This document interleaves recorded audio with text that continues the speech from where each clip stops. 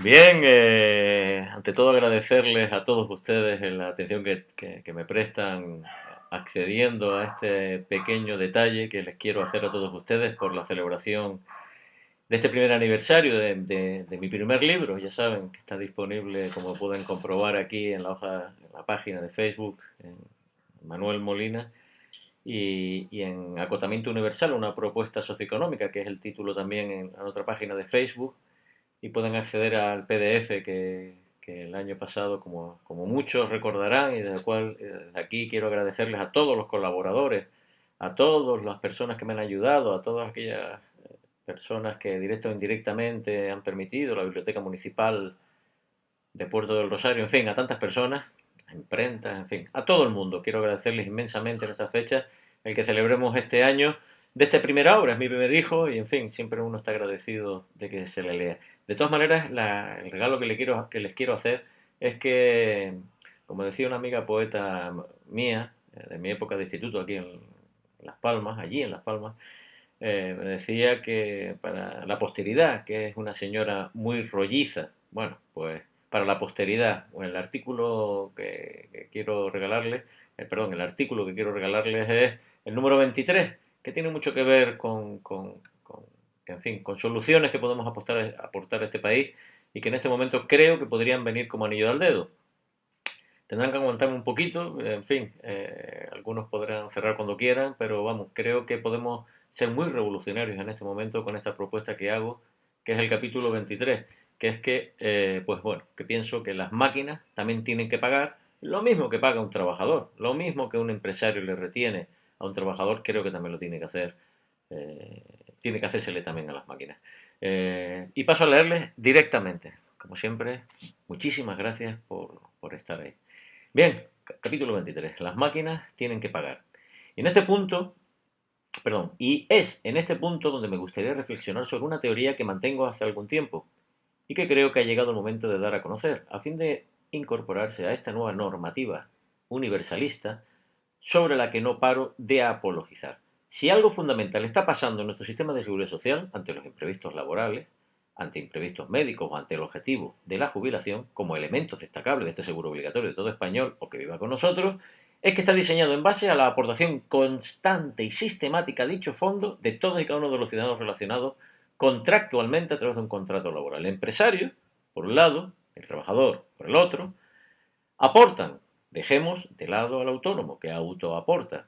Ambos unas cantidades bien definidas por un sistema burocrático maduro y bien asentado en nuestro Estado de Derecho. Ambos aportan y ambos se benefician. Pero me gustaría destacarles un elemento que se incorporó masivamente con la aparición de la ingeniería y de la tecnología en la industrialización, es decir, desde el momento en que el motor de vapor hizo su irrupción en el mundo de las relaciones laborales, con el famoso caballo de vapor, sustituto del de verdad, desde ese momento se comenzaron a utilizar máquinas con una potencia desconocida hasta entonces. Los ejes, las cintas transportadoras, mecanismos de sistematismo eterno, hasta la rotura, claro, cambiaron por completo el devenir de los acontecimientos de las relaciones empresario-empleado.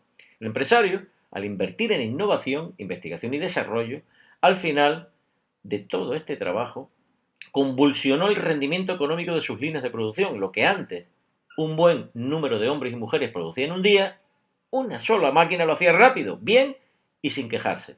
Tras la incorporación en este país de la protección social, de la seguridad social, seguro obligatorio, como todos sabemos, más que nunca la innovación como mecanismo de incremento de la producción sin tener que recurrir a más contratación para ello, hizo que el número de trabajadores en relación al número de máquinas en la misma industria fuera inferior y significativamente a lo que cabría esperar. Este primer desajuste histórico entre la aportación tecnológica a la industria y la reducción sistemática de los trabajadores por tal razón produjo el primer gran crack económico de la historia de nuestra economía occidental. Reducir radicalmente al humano del proceso industrial produjo este primer desajuste histórico brutal al dejar la propia innovación industrial fuera de juego a cientos de miles de trabajadores que, además de engrosar el paro de forma masiva en un país que en los años 20 era de los más industrializados del planeta, dejaron de consumir al no tener con qué, es decir, dinero. Hemos de fijarnos en el desastre que se produjo. El sistema financiero facilitó una fortuna en la economía emergente de la innovación tecnológica. con la finalidad de producir más cantidad y más barato, eliminando sin contemplaciones el excedente laboral sustituido por las máquinas. Los parados, humanos consumidores, finalmente. Dejaron de ingresar salarios, dejaron de consumir aquello que que las industrias fabricaban con las máquinas financiadas por los bancos, y como un castillo de naipes, todo se vino abajo. Dirán ustedes que esta es una visión unilateral de los hechos del crash del 29, pero siendo justos con los hechos, esta simplificación de los acontecimientos, acotada a un no tener en cuenta al consumidor, finalmente trabajador con ingresos en su inmensa mayoría, fue lo que le hizo un flaco favor a una de las épocas de mayor apogeo de una tecnología diseñada para favorecer, teóricamente, al hombre, al ser humano. Único objetivo por el que deberían de desvivirse los empresarios, financieros y políticos. Acabar con el trabajador fue acabar con el consumo, siendo la destrucción del sistema. Bien, llegados a este punto, consideremos detenidamente esta última conclusión. Acabar con el trabajador es acabar con el consumo. ¿Qué sucedería entonces bajo la lupa de esta afirmación si en un teórico mundo industrial de producción con base tecnológica, mínimo humano, donde la casi totalidad del proceso lo desarrollase la máquina? Me atrevo a aventurar que sucedería lo que hoy, finales del año 2012, ya está pasando. La sustitución masiva del hombre por la máquina, que ya sucedió en los años 20, se ha vuelto a repetir, pero con la incorporación en esta nueva y brutal crisis del proceso de acaparamiento de capitales vía ultra confort en operaciones financieras ultra rápidas. No olvidemos ni por un solo instante que este invento del proceso industrial masivo y tecnologizado solo tiene un fin, el consumo.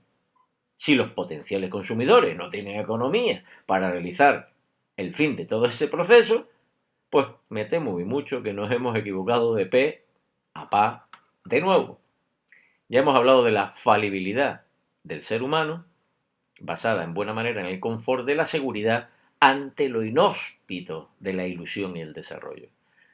No aprendimos del crack del 29. No sé si ahora, con el crack del 2007, nos servirá para reflexionar sobre la importancia de mantener el poder adquisitivo del consumidor. Es el trabajo, solo el trabajo, el que da el poder de ingresar economía para poder consumir. Pero si el I más D más I acaba con esa posibilidad, habremos de resolverlo de otra manera.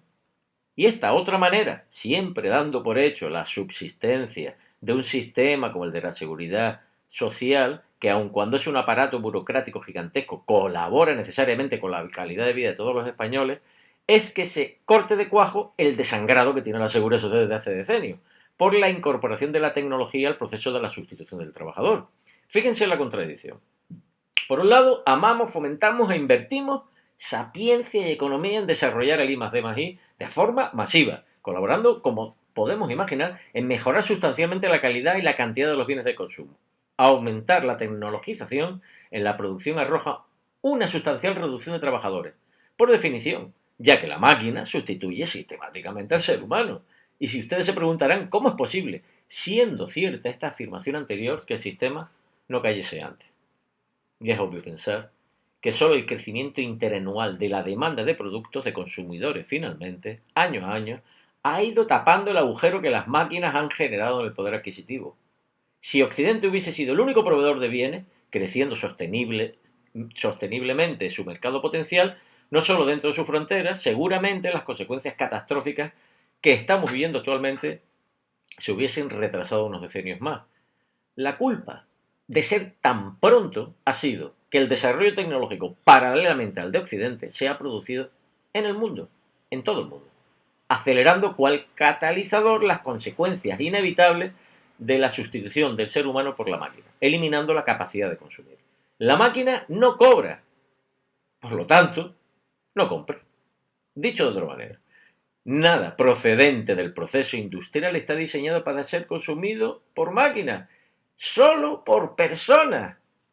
Cuantas más máquinas y menos personas, más excedente y crack. Y es esta y no otra la razón por la cual creo que va a ser imprescindible hacer que la máquina, la tecnología, finalmente el empresario, pague a la seguridad social lo mismo que pagaba por el trabajador cuando lo contrataba, antes de la automatización generalizada actual. Este modelo nuevo pero fundamental para la sostenibilidad del sistema, es vital para resolver los acontecimientos que estamos viviendo en estos terribles años de crisis mundial. La máquina que ha sustituido al ser humano no paga a la seguridad social, ni tampoco el empresario que la contrató. Tampoco le hace retenciones, porque tampoco paga impuestos en su declaración de la renta. Es que no lo hace. Terrible. Pero cierto, desde este punto de vista, es la mayor estafa, descalabro, fraude a la hacienda pública de la historia. Cada nuevo proceso de automatización industrial, en algunos casos por los empresarios preexistentes, suelta lastre laboral masivamente. En el caso de los nuevos procesos empresariales, se deja de contratar a cambio de inversiones multimillonarias en tecnología. ¿Estamos locos haciendo esto? Ciertamente. Creo que no nos hemos dado cuenta de las consecuencias de la tecnologización masiva versus reducción de la masa laboral mundial. Debemos realizar de inmediato una valoración de todo el activo robotizado de nuestro país. Que cada cual haga el suyo en Europa, a fin de adaptar la plantilla tecnológica a los costos reales, como si fuesen plantilla humana. Nuestro sistema público ingresaría inmediatamente una cifra escalofriante de emolumentos, y además de forma continua y sistemática, tal cual lo hacía el trabajador, cuando trabajaba, claro, al igual que el empresario, que tampoco lo hace. Esto permitirá la financiación del sistema sin necesidad de inventar nuevos tipos impositivos. La aportación de impuestos, que en estos momentos se evaden, dejando de pagar por la robótica, solucionaría de inmediato el problema de liquidez de nuestro sistema. ¿Ayudaría esto a crear puestos de trabajo? Pues depende de la reforma. Si se paga más por un autómata, ya valorará el empresario la contratación de seres humanos. Si no fuese así, tampoco pasaría nada, ya que la gran revolución, la que está por venir, pasaría por, al igual que hemos planteado el acotamiento universal por arriba, les aclaro que en otro capítulo superior, a los grandes capitales, el acotamiento universal por abajo a los ingresos mínimos de cualquier ser humano. También tendría que incorporarse. Una vez reconocida la trascendencia que la tecnología tiene para el ser humano, ella, la tecnología, no puede convertirse en la asesina del ser humano, dejando a este sin ingresos con los que poder consumir. Es la hora del Estado, es la hora de la seguridad social, pagándose por los autómatas, por la tecnologización del proceso, tal cual fuesen seres humanos, solucionaría los ingresos del sistema para poder hacerle frente al acotado inferior mínimo, unos ingresos dignos y mínimos tan solo por ser ciudadanos de este país, asegurando de tal manera la capacidad de consumir de todos, incluidos los mayores de edad, dependientes, etc., además de nuestra población. No podemos seguir permitiendo que por razones tecnológicas acabemos con el ser humano. Un Estado soberano ha de tomar inmediatamente las riendas para resolver el gravísimo problema de desabastecimiento de ingresos medios que tiene el ciudadano, abocando a millones de españoles a la desaparición por un simple error de cálculo. Se nos olvidó cobrarle a las máquinas. ¿Cómo lo hacemos? Legislando. ¿Cuándo? Ya. ¿Quién le pone el cascabel al gato? Pues los que aún quedan con una conciencia clara de los acontecimientos terribles que estamos viviendo en la clase política han de hacer el mayor acto de constricción de la historia de la política española, liderando, de paso, un modelo de cambio de estructura de cara a formalizar la nueva normativa del acotamiento universal, modelo que precisará la necesaria teorización desde Europa, de cara a resolver de entrada y de forma interna, somos 500 millones de consumidores, de los cuales más de 50 millones están parados y más de 5 de ellos en España, su capacidad de consumo, para posteriormente exportar el modelo de humanidad que emane de tal reforma al resto del mundo. ¿Quién pagará, dirán ustedes, el pato de todo esto? ¿Debe ser siempre el empresario el que tenga que sacarle la castaña del fuego a los estados soberanos? ¿Es este modelo, el de la seguridad social con ingresos de la robótica, un modelo adecuado de ingresos inmediatos? Después de todas estas preguntas formuladas, se me ocurre otra que puede aclararnos las cosas un poco más. ¿Es justo que el proceso endogámico de la industria fabrique autómatas, una industria, que me compran otras industrias, que también son industrias, acabe con el poder adquisitivo de los consumidores, al ser sustituidos estos por la robótica. Cuando el 90% de la industria la gestione la tecnología, sin trabajadores en procesos totalmente automatizados, ¿de qué va a vivir el trabajador? Que ya ha dejado de ser consumidor.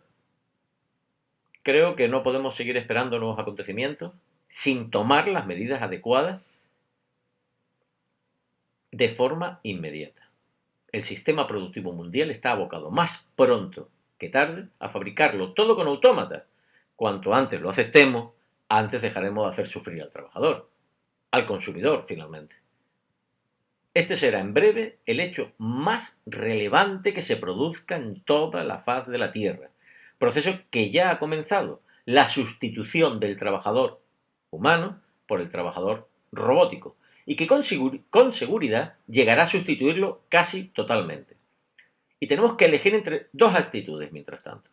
O dejamos tranquilamente que los acontecimientos dirijan nuestras acciones, con las considerables consecuencias conocidas hoy en día de estos hechos, o intervenimos voluntariamente y proactivamente en resolver lo que inevitablemente se va a producir, consciente y razonablemente, en un consenso mundial, que las máquinas trabajen para el ser humano, no solo para el empresario. Bien, les agradezco enormemente la atención. Pueden elegir cualquiera de los capítulos que tenemos disponibles en esta obra y muchísimas gracias.